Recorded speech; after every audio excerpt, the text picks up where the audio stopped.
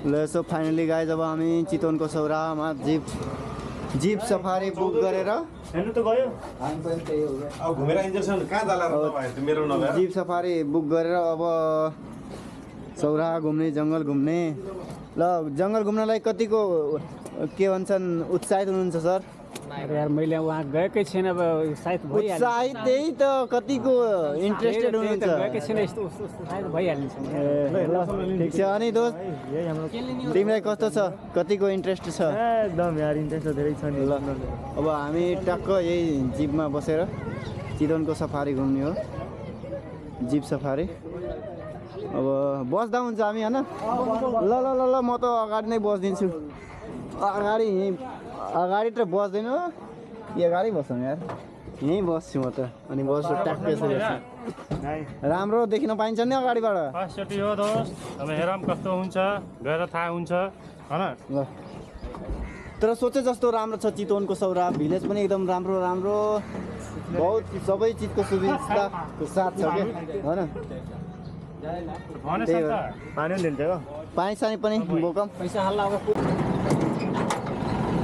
हाम्रो गेट बन्द भयो यहाँ सर हुनुहुन्छ हाम्रो गाइड गर्ने सर हाम्रो 20-25 मिनट लाग्छ जङ्गल छिर्नको लागि हजुर अहिले हामी त्यो लगभग 20-25 मिनट हामी जङ्गल छिर्छौँ नि यसो सामान्य के गर्नु है मोबाइल पर्छ है ठुला गाडी है ल भाइ बाघ आयो भने भन्नु है हुन्छ हामीलाई बताउँदै गर्नु है सबै गाइड गर्दै गर्नु अहिले जङ्गल आएपछि भइहाल्छ ल अब जङ्गलभित्र पस्नलाई 25-30 मिनट लाग्छ सरले भन्नुभयो अब 25-30 मिनट हामी यतिकै गफ गर्दै गर्दै होइन यसो फाइनली गाइज अब हामी जङ्गलतिर पस्न लाग्यौँ उहाँ कति क्युट छ नि यार माया साथीहरू ल भाइ गरिदेऊ त एकचोटि ल सबजना ल सारा पैसा सत्यान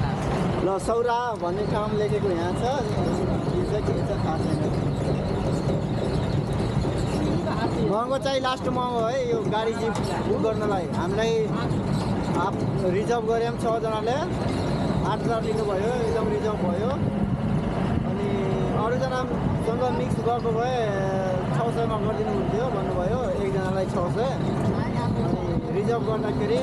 हामीलाई 8,000 लिनुभयो अब 8,000को पैसा जतिको मजा पाइन्छ कि पाइन्छ थाहा छैन तर हिँड्यो है त ल